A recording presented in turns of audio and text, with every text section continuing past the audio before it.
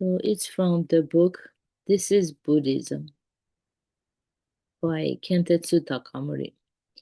Saved at age 29.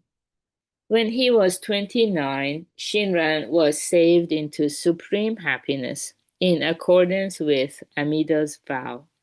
From then until his death, at the age of 90, he expressed his joy at having a life of anguish transformed into undying happiness, as summed up in this cry. How genuine the vow of Amida! In other words, it's true, it's real. Amida's vow is true after all. Here is Shinran's ringing testament to the supreme joy that filled him always, joy that no thief could steal and no fire or flood could destroy. Unnameable, inexplicable, inconceivable blessing fills my being. In other words, now that my disease of uncertainty about the afterlife, my dark mind, has been completely cured, my being overflows with joy beyond description. This day is blessed. Still more marvelous is my very breathing at this moment, each successive inhalation and exhalation a thing of wonder. Amida's vow was entirely for me, Shinran, alone.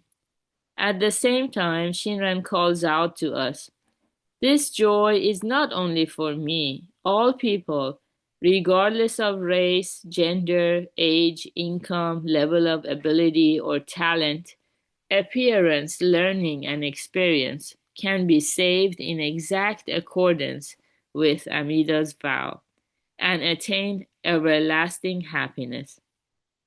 Naturally, some people have severe handicaps, others suffer from serious illness, and some are on their deathbeds even now. To all of them, Shinran says, you too can attain supreme happiness and rejoice that you were born, because Amida's salvation takes place in an ichinen, in a split second. It is never too late. Amida's Ichinen salvation, allowing all people to attain supreme happiness in the moment of hearing. This marvel is the greatest attraction of Tanisho, surely the source of its appeal to philosophers and intellectuals. Section 7 of Tanisho describes this supreme happiness as the path of no hindrance. On the path of no hindrance, darkness of mind is completely dispelled.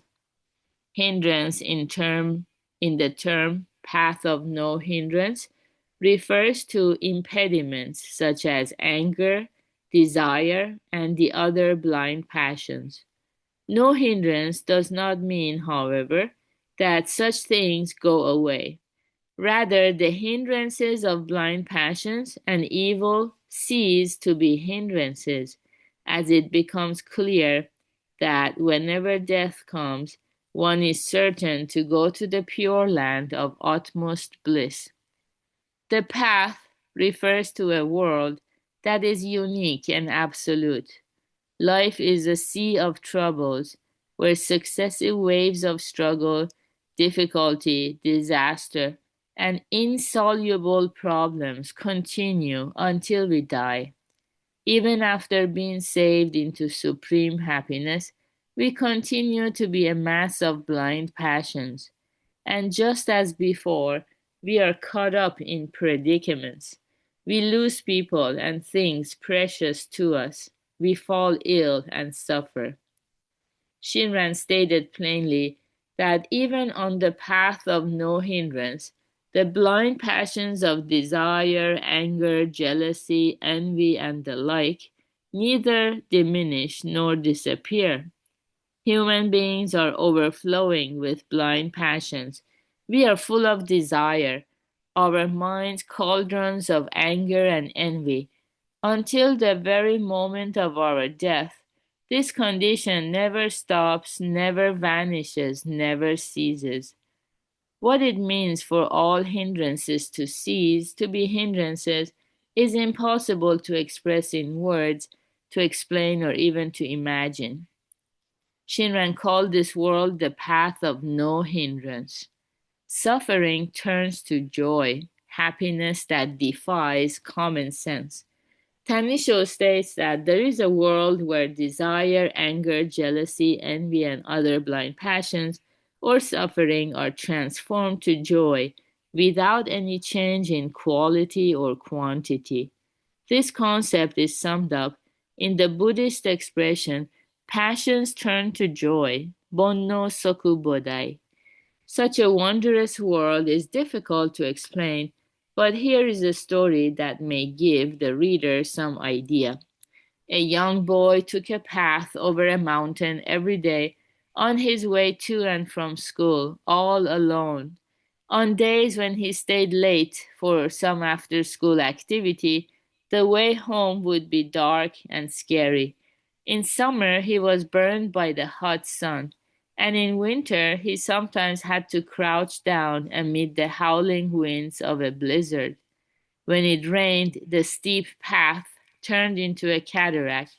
The unhappy boy often thought resentfully, if only the school were closer, if only this mountain weren't here. Then one day, a pretty little girl transferred to his school. To his surprise, she was from his village. They became fast friends, often walking to and from school together, chatting about how far the way was and how deserted the mountain path. One afternoon on the way home from school, a cloudburst hit them. The rain showed no sign of letting up. Between them, they had only one umbrella, the little girl's. As they walked along, cozily sharing her umbrella, the boy thought, I wish the rain would never stop. I wish the mountain were more deserted. I wish the village were farther away.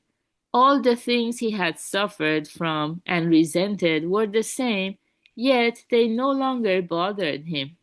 What had been a source of suffering became a source of pleasure. Hasn't everyone had a similar experience at one time or another? Okay, very good. Up to here for today. Anybody wants to share any thoughts before we wrap it up?